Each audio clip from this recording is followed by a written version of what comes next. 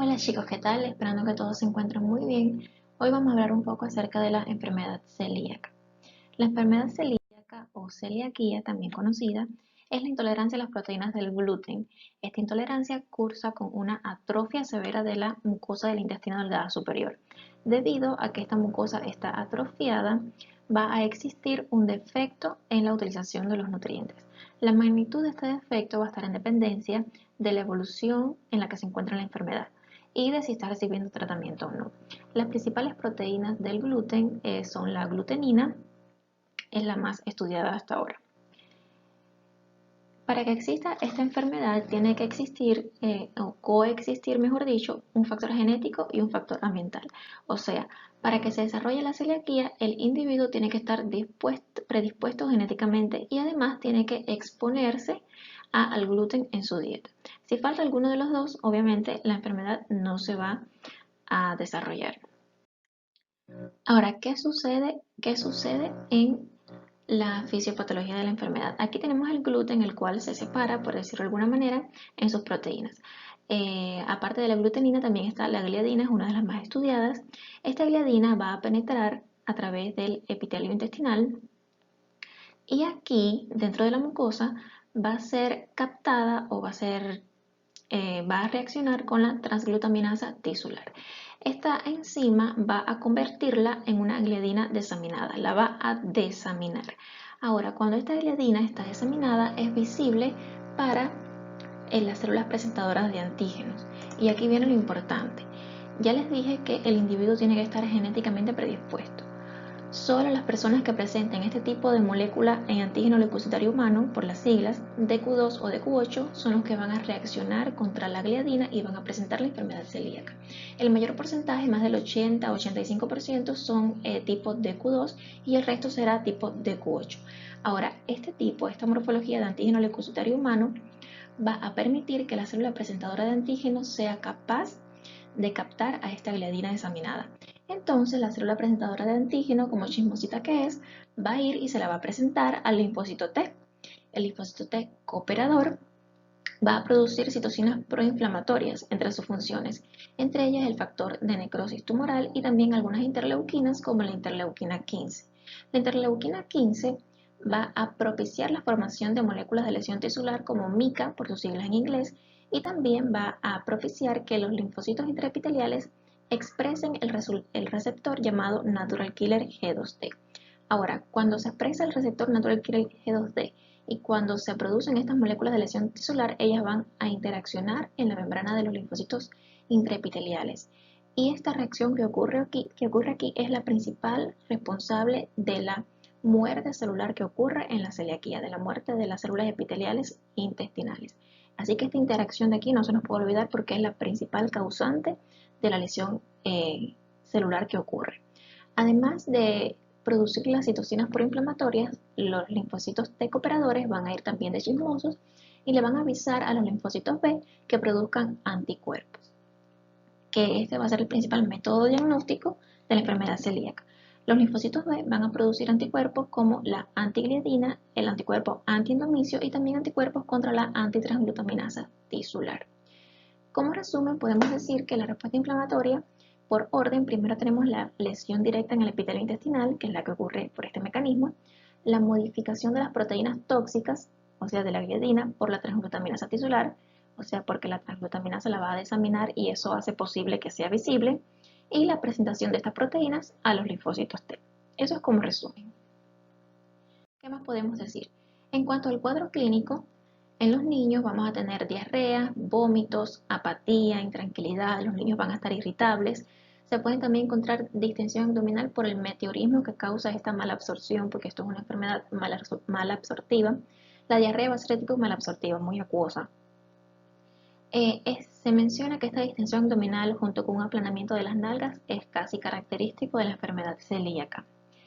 Se describen tres formas clínicas, aparte de la forma clásica, obviamente, de la enfermedad celíaca, se describen tres formas clínicas de esta patología. Las formas no clásicas, las silentes y las latentes. Las formas no clásicas se presentan principalmente en la adolescencia. ¿Qué van a hacer? En lugar de diarrea, se van a manifestar con estreñimiento, por ejemplo. En el caso de las mujeres va a haber retraso en las características puberales, amenorrea, anemia ferropénica también es uno de los hallazgos no clásicos más frecuentes. En la forma silente, la palabra no lo dice, silente, silenciosa. La enfermedad está ahí, pero no dice nada. ¿Qué significa esto? Estos son pacientes totalmente asintomáticos, pero que si yo le hago una biopsia intestinal voy a encontrar atrofia de las vellosidades. Esto ocurre principalmente en pacientes de primer grado, en familiares de primer grado de pacientes diagnosticados, que constituyen un alto grupo de riesgo para presentar la enfermedad. En cambio, las formas latentes, la enfermedad está latente, no está funcionando. El paciente, funcionando digo para que se me comprenda, ¿no? El paciente puede estar asintomático o sintomático, pero la mucosa intestinal, el epitelio va a estar totalmente normal. La biopsia va a ser normal. ¿Se entiende la diferencia? Silente, el paciente sí está asintomático, pero la biopsia da positiva, o sea, tiene atrofia. En cambio, latente, la biopsia da negativa, aunque el paciente tenga síntomas o no. Se describen los síntomas según la edad del paciente. En los niños, como ya mencionamos, diarrea, anorexia, vómitos, dolor abdominal. También se puede presentar un retraso en el crecimiento, una talla baja para la edad. En los adolescentes pueden estar asintomáticos, puede haber cefalea, altralgia, menarquia retrasada, estreñimiento, como ya mencionamos. Y en los adultos, bueno, eso es otro tema, porque estamos viendo la enfermedad celíaca en los niños, pero también pueden presentar síntomas gastrointestinales, diarrea crónica, dolor abdominal, síndrome de intestino irritable, dolores óseos y demás. En cuanto a los signos, en los niños podemos encontrar la malnutrición, la distensión abdominal como ya vimos, el retraso ponderoestatural, aftas orales en la adolescencia, distensión abdominal también, talla baja, artritis, osteopenia por la malabsorción de los nutrientes, y en los adultos igualmente. Existen formas graves de la enfermedad cuando se ha tenido una evolución muy prolongada sin tratamiento. ¿Cuáles ejemplos de estas formas graves? Tenemos la tetania por hipocalcemia, por la malabsorción de los nutrientes, también hemorragias por déficit de la producción de vitamina K o por déficit de la absorción de factores dependientes de vitamina K.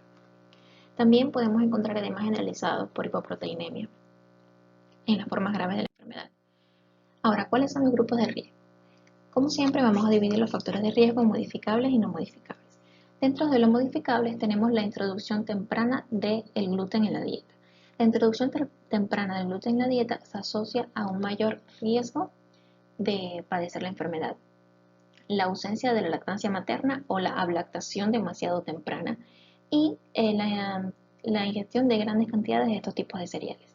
En cuanto a los factores no modificables, pues ya mencionamos que los familiares de primer grado tienen un alto riesgo de presentar la enfermedad. Además, pacientes con enfermedades asociadas como dermatitis herpetiforme. Debemos mencionar que la dermatitis herpetiforme es la dermatitis clásica de la enfermedad celíaca. Cuando nos llega un paciente con dermatitis herpetiforme, tenemos que sospechar esta enfermedad y tenemos que pedir el método serológico que ya vamos a ver en el diagnóstico. Los pacientes con diabetes tipo 1 también presentan un riesgo de alrededor del 8% de presentar enfermedad celíaca. Otras patologías pueden ser patologías neurológicas. Por ejemplo, existe una triada que se caracteriza por síndromes digestivos, o sea, síntomas de enfermedad celíaca, epilepsia y calcificaciones. Esta triada remite cuando le retiramos el gluten de la dieta al paciente. Esto nos da una idea de la magnitud extraintestinal que tiene la enfermedad. Otras asociaciones son el síndrome de Down, fibrosis quística, síndrome de Turner, síndrome de Williams. Alrededor del 15 al 20% de los pacientes con síndrome de Down pueden padecer la enfermedad. Aquí tenemos una inmunofluorescencia de la piel, ¿no? Aquí vemos la epidermis y la dermis, y estos son los anticuerpos depositados en la unión dermoepidérmica, los anticuerpos antihiladina, antiendomicio, que nos da el diagnóstico.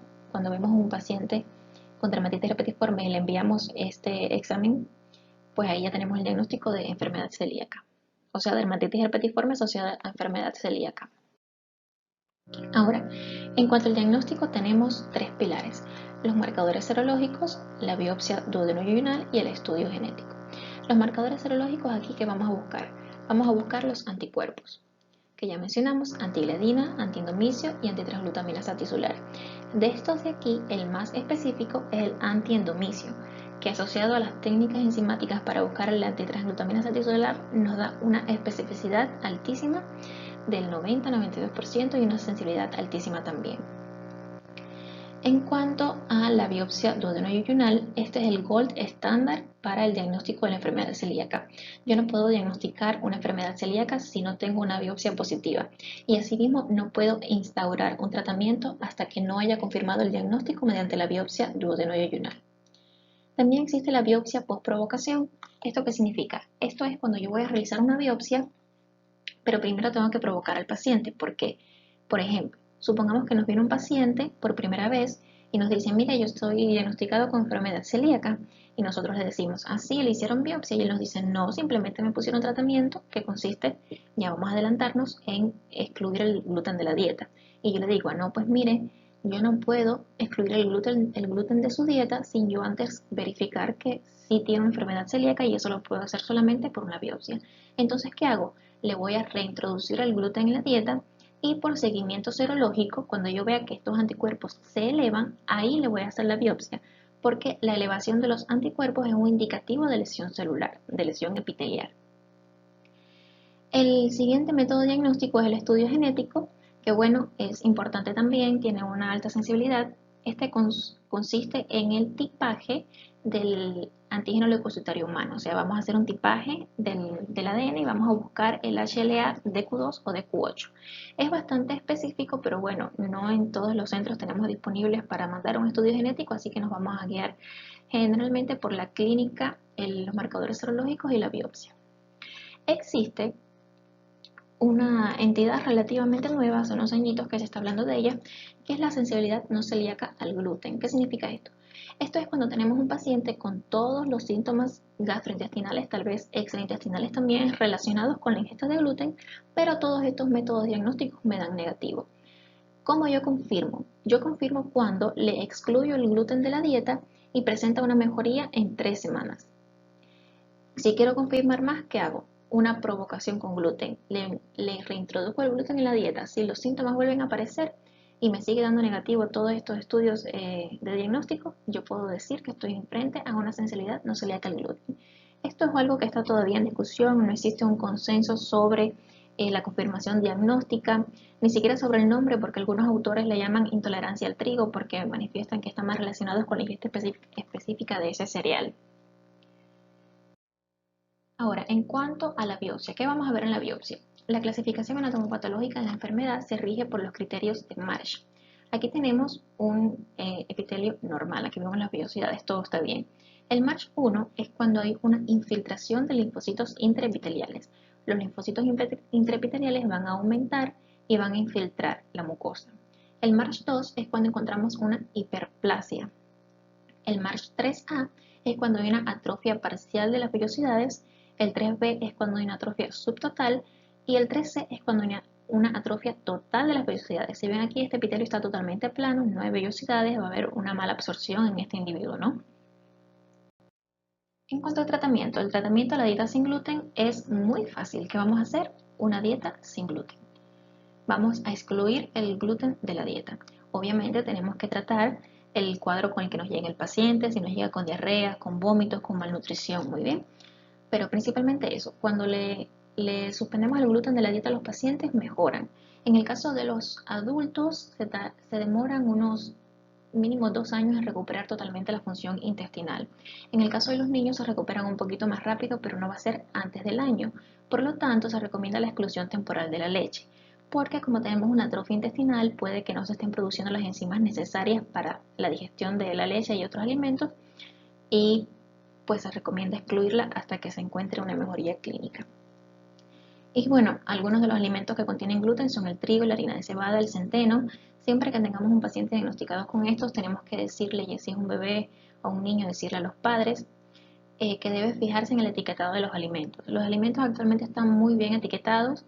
Los que contienen gluten lo dice, los que no contienen dicen claramente que no contienen gluten, y hay algunos alimentos que por su elaboración pueden tener trazas de gluten.